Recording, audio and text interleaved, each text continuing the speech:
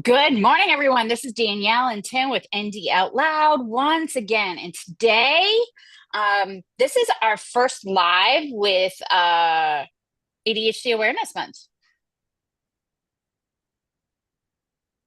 So we are talking about ADHD in workplace accommodations today. And there was this new article that came out from Lightcast recently that has, if you don't follow them on LinkedIn, absolutely follow them. They have some amazing information, and I love all of the data that they back because we love all of the data and all of the numbers. I love all the data that they use to back everything up. So we're going to be referring to that most recent article many times today. But as an ADHDer, we know that people, only less than 10% of people disclose that they have a disability in the workplace. Again, this is about having a culture of disclosure and accommodation and all of that DEI that's that weird political thing right now that should not be.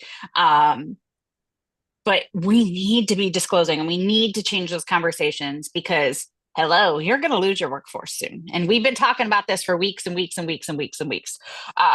So let's dive in and let's talk about this Lightcast article really first because it is fascinating to me. Yeah, so Lightcast is a world-renowned leader in the space of helping, whether it's a workforce program or a private employer or a nonprofit, to kind of understand labor market dynamics and how they can use that data to, one, perhaps make some tweaks in their business model, but two, to really help them understand the challenges that are related to talent acquisition and retention and and really the data behind that, because we can talk anecdotes until we're blue in the face, but we really have data and need to have data to kind of back up that this is the current situation that we're in.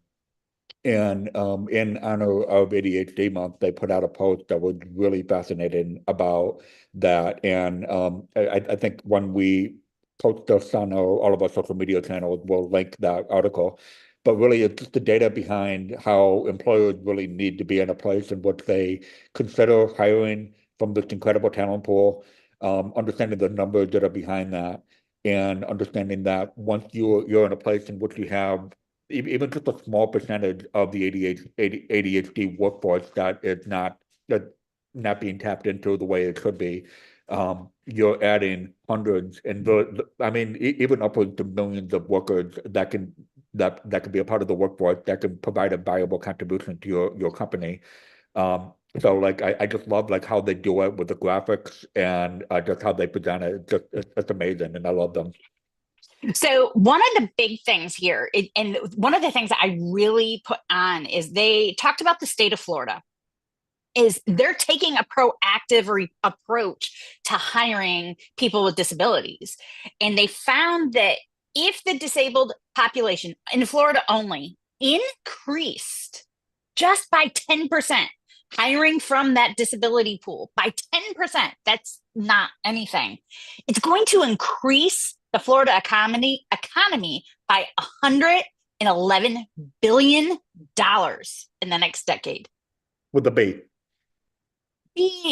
Billion with a B. That is amazing to me. Yeah. And so, there's a lot of things in play in that. Like, obviously, Florida is a growing economy, and it's interesting because Florida is not usually considered to be the type of state that's very inclusive, but they just come to a realization that they need to do this or they're going to start losing companies in Florida. And so this is something that needs to happen from a government policy perspective.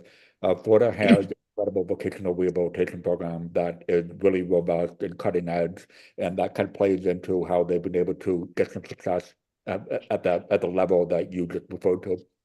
So, it's an all-encompassing picture. It's employers that were proactive, but it's also government policy that was proactive, and they kind of came together to make that happen. We're seeing other states like Virginia is another one that's really good in the space. Idaho is working toward that as well, and I'm on the board for the council that oversees that system. So like I'm saying, Tennessee is starting to make some changes for that. Um, and even Alabama, and a lot of people are going to roll their eyes at me because they think of Alabama as this very backward state, but we have a huge amount of tech in Huntsville and even in the Birmingham area, with having the Mercedes plant is the one that actually started this. The Mercedes plant was finding that they weren't finding the quality of workers that they wanted and stuff. And we build here in Alabama, they build the electric vehicles for Mercedes, as well as all of the SUVs are built here. And Mercedes decided to change, and they are actively looking for people with disabilities, especially in their tech position. So not just their labor force, the on the floor assembling cars, they're looking for high level skill based people with disabilities, which is fantastic. I actually had a headhunter reach out to me because of my background in tech and in combination of being disabled and talking with me about some stuff. So I'm actually meeting with them in a couple of weeks because they recognize that this workforce it is it's not just that we're looking to hire disabled people to fill our quota. It's no, these are fantastic people to have, and they're willing to. There's some of these companies in Tennessee I've looked at that they're hiring based on skills, not education. yeah, so just skill-based, which we've talked about that in previous conversations, and I'm sure we'll be talking about that quite a bit going forward, and maybe even having another separate conversation on that very important thing. But it's interesting because going back to 2018, I was managing a workforce program in Hartford, Connecticut, and I'm now here in Idaho, and one of the programs that I wasn't directly involved, but I was a part of some of the ceremonies at the other end where they were celebrating the success of this program. And what they did is they took the German model for hiring individuals that were returning citizens in this particular case. So these are citizens that were incarcerated for nonviolent crimes, were released from prison, and they were put into the system in which they were able to get the skills that were necessary for the jobs that are in demand in that particular region. And now, the rousing success in that. So one of the things that we've seen, states like Colorado, Connecticut, Rhode Island, Massachusetts, Virginia, Alabama, Florida, they're really emphasizing the German model for training up a workforce. So getting away from post-secondary education, not fully, but like more certification-based training for anybody in any demographic, including those with disabilities, including those with ADHD, and having a methodical career building process that's what Germany's been doing for decades, and it worked because Germany has an incredibly robust workforce, but 85% of them are individuals that do not have a college degree. It's all apprenticeship based. It's all starting out with entry level, building skills, having kind of a parallel pathway where you're doing your education and you're on the job training at the same time. So it's a German model, and so it's no surprise that Mercedes, a German company, would really kind of adopt that model in Alabama as a way to, not to overnight have success, but kind of really methodically build the workforce and working with local government authorities in that process.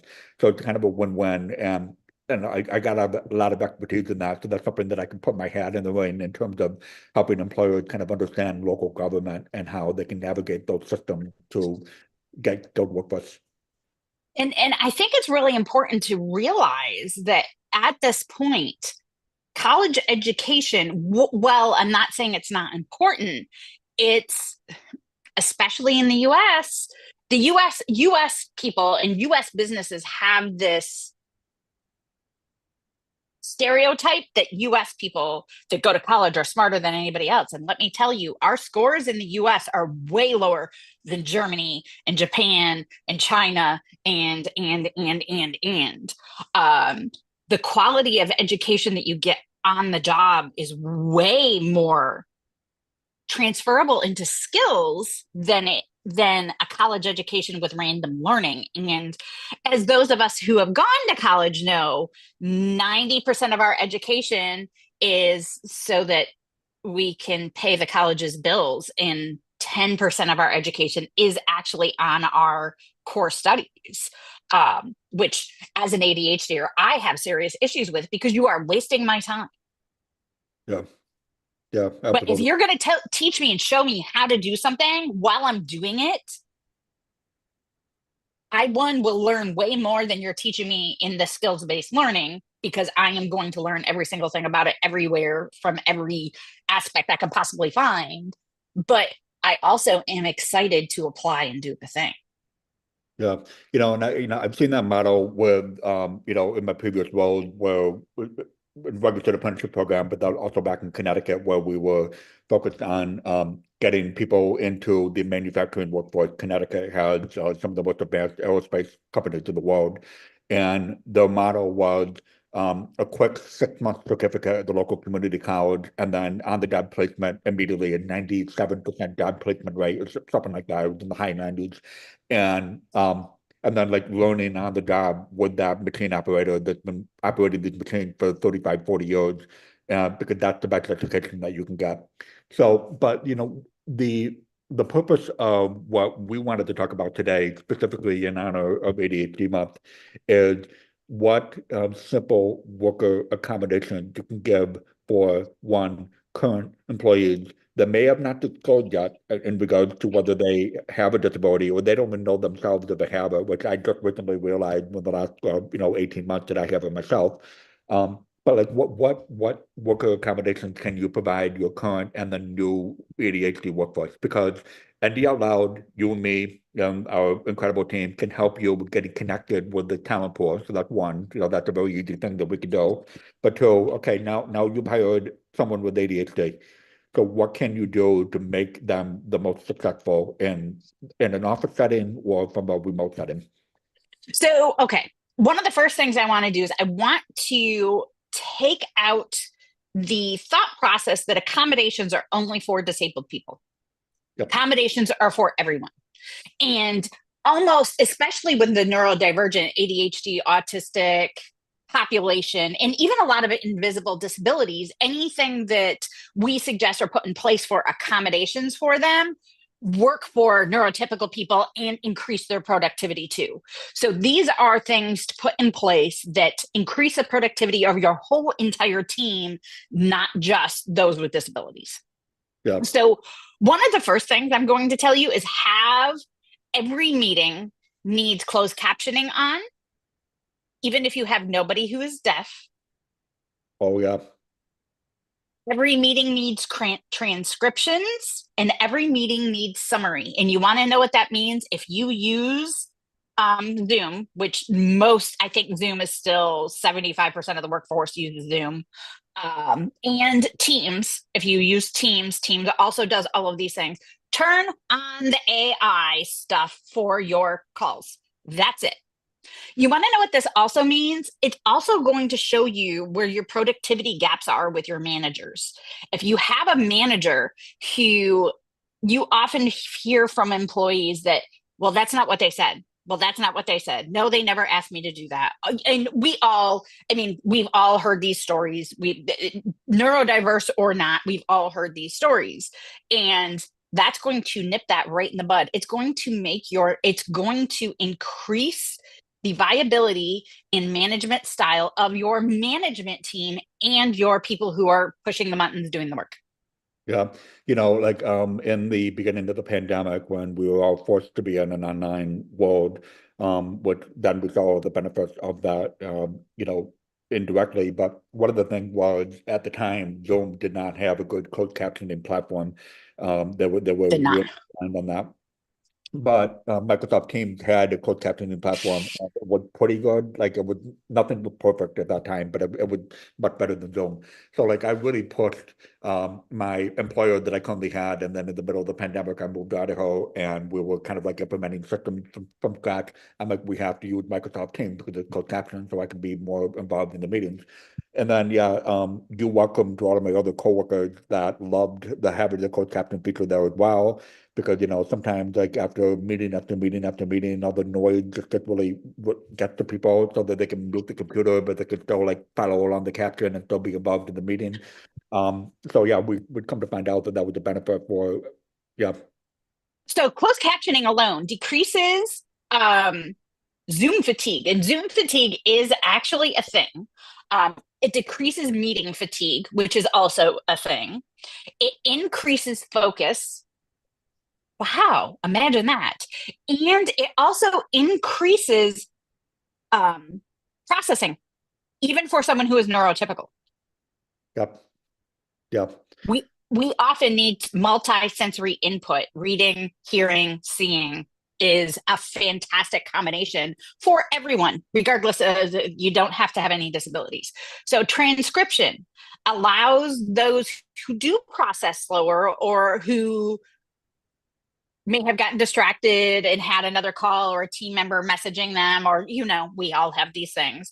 It allows somebody to go back through, and the transcription with Zoom gives you the audio and all of the written transcription. So you can, well, that transcription isn't very good. What the heck did that person say? You can listen to it just for a little tiny section again to figure out what the context was because the AI didn't get it right. And then with Zoom, and Teams has this as well, we have the summary at the end for action items and all of that. So nobody has to take notes, which the person taking notes is not paying attention to the meeting if they're taking notes. Fun fact, and I don't care whether you're neurotypical or disabled or whatever, that's true for everyone. Two, it holds everybody on the team accountable. Nobody can get away with nothing, which I know a lot of corporations don't like accountability.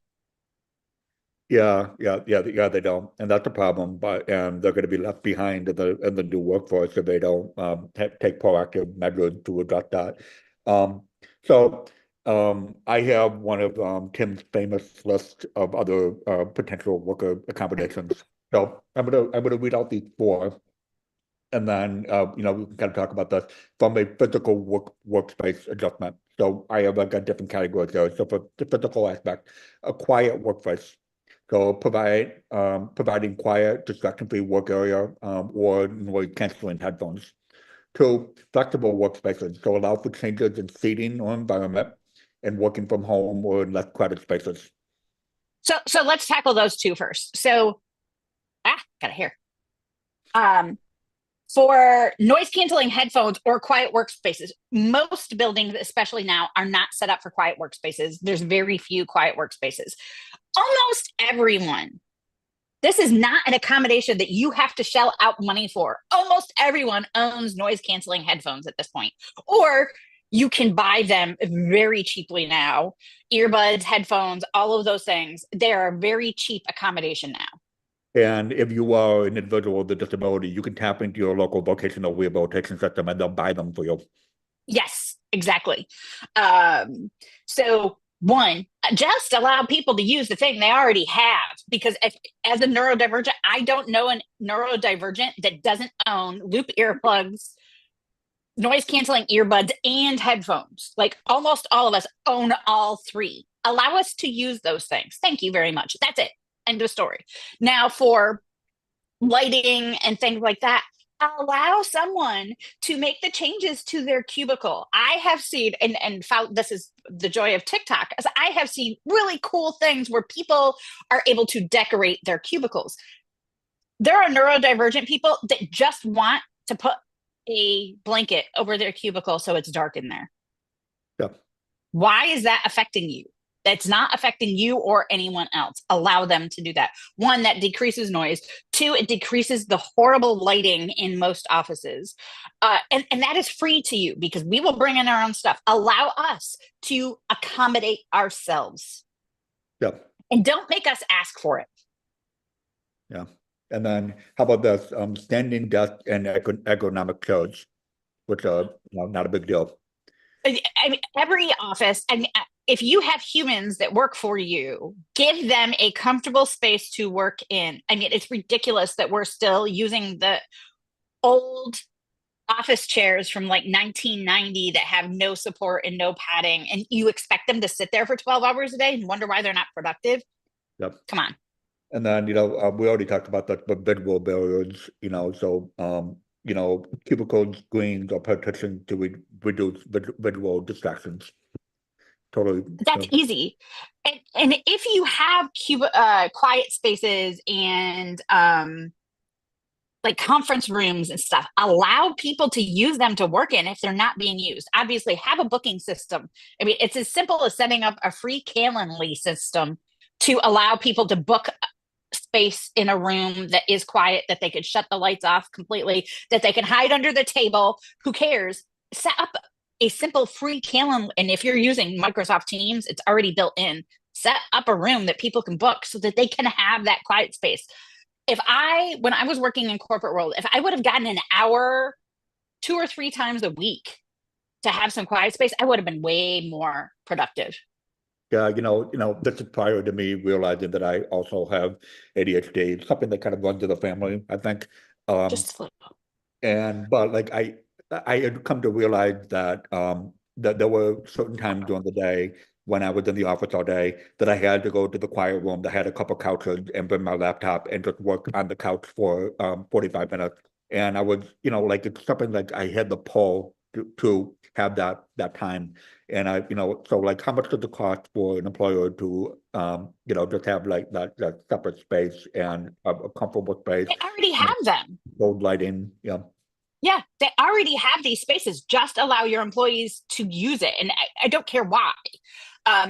One of the big things is not making it a big deal and creating barriers to usage of these things that you already have in place.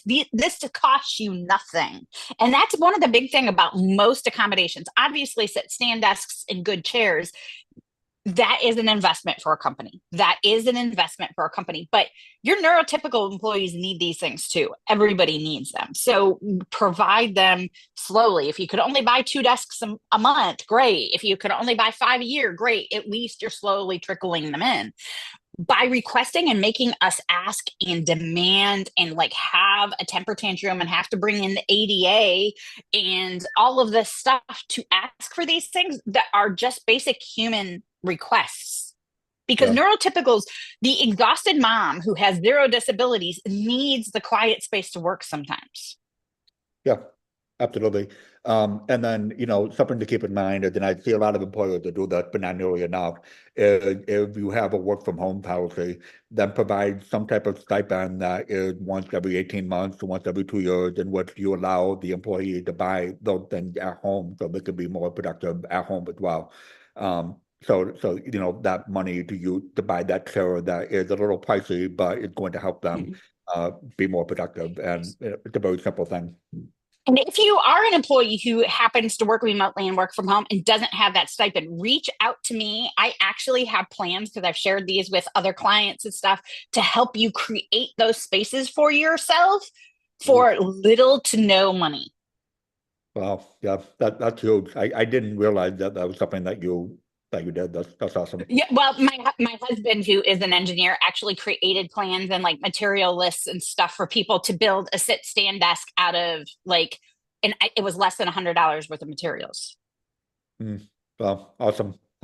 Okay, next category: scheduling and time management. So 4 things in this as well. Stop me if you want to. Flexible scheduling, so allows for varied work hours to accommodate peak times for focus. Frequent breaks, permit short frequent breaks to maintain focus and productivity. Time management tools, provide access to digital or physical planners, task management apps, and visual timers, which I think anybody does anyways. And then chunking tasks, so help break larger tasks into smaller, more manageable ones with clear deadlines. So the big thing there is be a good manager. If you have, and I don't care, again, this is accommodations across the board, not just for your neurodivergent or disabled employees. As a manager, you should be making sure that you're operating and supporting strengths and weaknesses of every single employee on your team. And again, neurotypical, neurodivergent, doesn't matter what they are. There are so many options out there. And one of the big things that I've done is gone into companies and taught sales teams how to use a second brain. They're really fast paced. They're always talking to people. And how do they track those conversations? And how do we do that? And by teaching sales guys how to carry a little tiny notebook or create a note on their phone to keep track of everything, they increased sales by 60% in less than 90 days. Just something as simple as bringing a coach in to help with time management planning. And again, not just for the disabled people, but for everyone, creates those things. And by being on the manager, a good manager who has professional and gentle accountability built into their management style, every company who has managers who are providing that accountability on a person by person basis, or putting people with mentors and having an ERG type situation in your company and having mentors and coaches and things like that within your company, that increases productivity, it increases workplace happiness and work-life balance. And that is an important part of increasing productivity and your bottom line. Yeah, I've seen that with large corporations like HP, where I recently did a presentation for International Sign Language Day, and yeah, the synergy that they have between all the ERGs that are really like doing everything that they can to provide the best type of workplace for their fellow coworkers is incredible. And it was so fun to see that this large multinational corporation had really taken on that mantra. So we need to see more of that, and that's where you and I can come in to and help. No matter what the size of your employer is, we can help with developing those internal policies that can create that synergy that you have between managers, coworkers, and all Some staff. of this stuff, if you're a manager listening to this, you're like, yeah, you're increasing my workload by this. I will tell you that by doing this, it was like 10, 15 minute. Once you got moving and had a system for this, it was 10 to 15-minute conversations via Slack, mostly with people, just checking in and helping them chunk up their tasks if they're overwhelmed by a project, helping them chunk it up, which is going to just increase your value as a manager and your team's productivity, which means more money. I mean, Yeah. all of those things. That's all that means. So this kind of goes along the lines of good manager, but having written instructions or offer written instructions to checklists to ensure clarity and reduce memory overload. Task prioritization assistance, which we kind of already talked about that. Regular check-ins, so have scheduled regular meetings, have recurring meetings, set them up. So like have once a week, once every 2 weeks, and if you miss one, it's okay, but you have those recurring meetings, and it's something that's expected. Extend deadlines. It's okay if you're a little late on a particular deadline. If the job is done well, that's better than having not done at all. Um, and then project management software. So things like Trello, Asana, Teams can be helpful in organizing tasks and deadlines.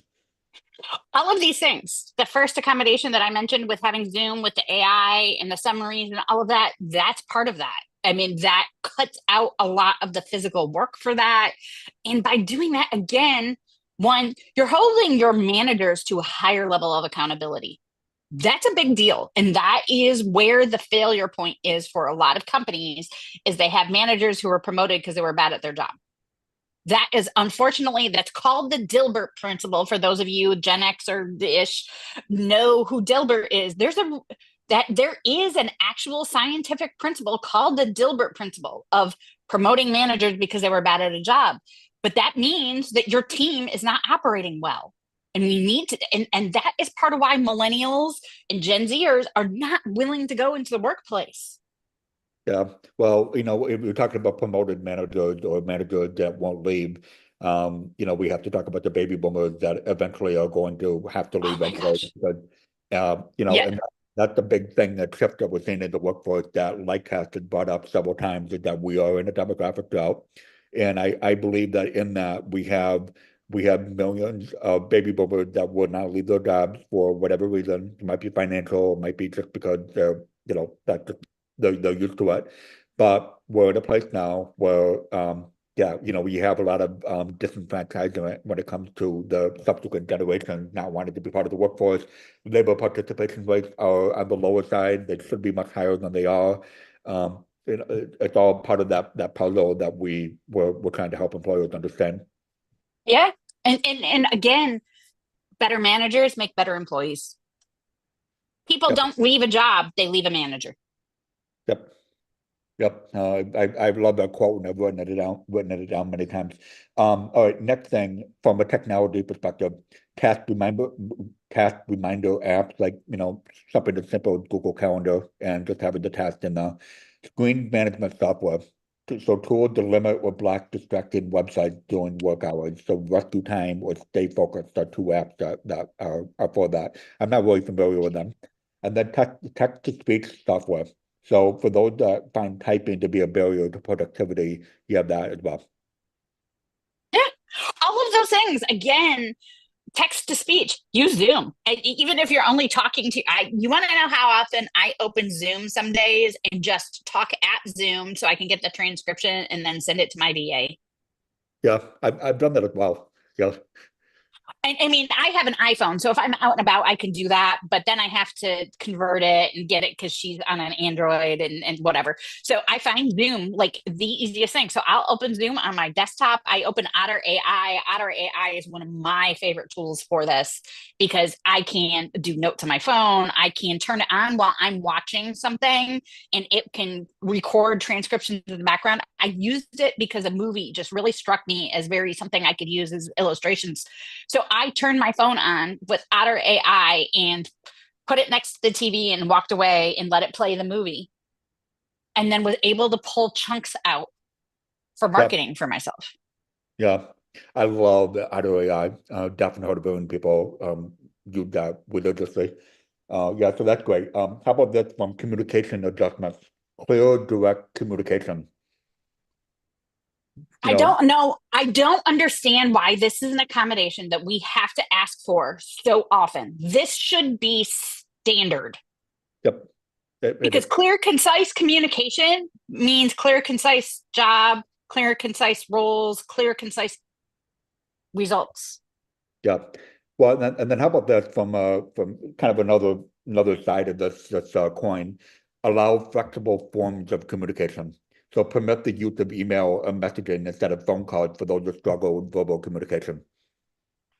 Absolutely. And if you are someone who struggles with verbal communication, again, transcription, closed captioning, so that you can and how I suggest somebody who has trouble with verbal communication set up meetings is if you have a client that they only process verbally, you have to meet with them verbally. It is. That's fine. But tell the client that I do not process verbally. So it takes me time to process. It will take me 24 hours after our meeting for me to get back to you and answer you on any questions that you asked during the meeting. Set that expectation. There is zero wrong with that. And I Yeah. think that we have been set up for failure as people, not just disabled people, but been set up for failure, thinking that everything has to be instant and instant decisions, instant responses, instant. It does not. Yeah. But, someone like myself who has a form of ADHD, I like that instant sort of communication. So, Oh, I need it badly, but I have someone on my team who does not process verbally and closed captioning and all that. She can do it, but it's not the best. So I have to be able to blurt out at her and tell her all of the things. And then I need to give her the same courtesy and allow her the time to process and get back to me. yeah, yeah. So like it's a matter of me, if someone's managing me, they need to kind of understand that and, accommodate me. And then therefore I'm now going to be a more productive worker. And yeah, And you're going to laugh. People are going to laugh at this. She cannot handle paying attention to the video. Like she can't. It's very distracting. It's overwhelming. It puts her into sensory overwhelm. So we have a deal. She has a game that she plays on her computer that she has to play in the top half of her screen, so it's up near her camera. So I think she's looking at me and communicating with me. She plays the game while I talk everything out. Then she gets back to me in 24 hours. yeah. I'm okay with that. We have those expectations set for each other. It's totally fine. Yeah, so it's a matter of that clear communication or that conversation that you had with her, and then you worked out the details. Didn't take that much time, and now you have a productive employee that feels heard and seen, and you know, Exactly. And I ahead. feel seen and heard too as the manager, as the business owner. I feel seen and heard so that I can get everything out that I need to. She feels seen and heard so she can process it the way she needs to. Yeah. Okay. Now the workload and performance accommodations. Now this one is huge for me because I've done this in the past. Is job restructuring, or what I used to call job carving, and it's a modified job duty to focus on the employee's strengths and limit the exacerbated challenges. So, like we would go to an employer and say, okay, you have these two open positions, and I have the four people that I think would be potentially qualified for a portion of that position. So, would you consider having like two part-time positions to cover that full-time position of two individuals that have some type of disability, whether it's they're neurodivergent or a physical disability or you name it, whatever it is. Now you have Or to, a single mom with kids. yeah, exactly. So like in that case, it was a little bit of lead work with the employer, but what happened is, and I've seen this, I've actually seen this, and I know people that are still working with these employers that they started off part time, they took half of that role or zero point 0.5 FTE, but now they're there 20 years and they're full-time employees and they're super productive just because they made a tweak in a job 20 years ago. So that's something that can be kept in mind is that employers need to be flexible in how they got that role, it's been open for a while. Consider tapping into a local disability talent pool and split those positions up. And in the long run, it's going to help you. And even accommodating for time, a lot of ADHDers prefer to work at night. Like they are much better after 11 a.m. Allowing them to come in later and be with the team. So, I mean, because I do as a manager, I understand you need somebody face to face with you or on Zoom with you if they're remote during actual work hours so that they can communicate with clients and stuff. But allow them to work from 11 a.m. to whatever the 8 hours later is, because I can't do that math. But there's nothing wrong with that. This is an antiquated thought that we all have to work 9 to 5. There's no reason for that. There is zero reason for that. Because again, if there's good work-life balance, you've increased the productivity of your employee. End of story. Yeah. Or, consider changing your workload to 4 12-hour days, or look at not requiring 8 hours, just require 8 hours availability. If they complete the job, then they've completed the job.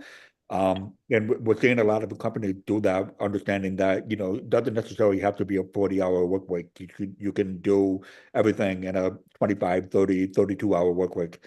Yeah. And if you want things done efficiently and well, hire a neurodivergent person, because we hate wasting time on stupid BS. And we will figure out how to do an 8-hour job in less than 4 hours. And we will do it well. And we will have created a process for non neurodivergent people to be able to do the same thing. So you could increase productivity. Yeah, absolutely. Now, last category here is emotional support, mindfulness and stress management training. So offer and encourage programs that can help with emotional regulation. And that's where ND Out Loud can come in and provide Yeah. professional development in person or online. We've done this. Yeah, we can either come in as groups and do a whole entire things for groups, or we can do one-on-one. And we do have hours outside work hours, because some employers have asked me that. Well, I don't want my employees taking time off to meet with you every week. Well, we offer night and weekend options. We all do. But we also offer just text-based as an SMS communication, so that if somebody is struggling with a particular task at work or a relationship or communicating or whatever, they can reach out to us immediately, tackle that problem, navigate that problem, and move on with their day, rather than being stuck for 5, 6, 7 days in this spiral of dealing with something. And there's so many ways. Again, we've done group trainings, coming into a company and doing full trainings. We're actually pitching a massive defense contractor right now for a 5-part series that they're going to roll into their HR training forever and ever, on things just like this. Yeah, and I'm looking forward to being a part of that. That previous presentation that we did was so amazing, and I would love to do more of that. Workplace coaching, so provide access to coaches who specialize in ADHD related challenges in the workplace. That's exactly what we do. I mean, this is exactly what we do. And we're not just life coaches. We're not just going to tell them to eat better and all of that. I mean, that is part of it, because we are holistic coaches, but we both have labor intelligence and workforce development and career development and all of those things, time management, planning, all of these things. We can help your employees with all of these things, and having a company roll us into their benefit package so that we are part of the benefits is an easy way for a company to offer that, so that it's not something that they have to ask for. It's just something that is in their benefit package. They can take a look at, reach out and do that. And we offer discounts, and we take HSA and FSA funds here so that we can work that into all of those benefit package things. Yeah, and then last thing is, and this goes into some other conversations that we've had many times in the past, is having employers that are proactive in creating a culture of disclosure where current and new employees feel comfortable in asking for the support that they need, understanding what supports are out there that they could potentially tap into by having some clear communication with your employees about, here's all the things that we offer and related to ADHD or any other disability, is providing peer support groups. So making sure that you kind of understand that you can get together with your fellow coworkers that have ADHD and, really kind of like talk to each other and kind of understand what your challenges are. And they can help each other, which now you have a more productive team. But now you may potentially invite an employee that's been a part of this company for 10 years that come to realize, maybe I have ADHD in some form along that wide spectrum that it encompasses that.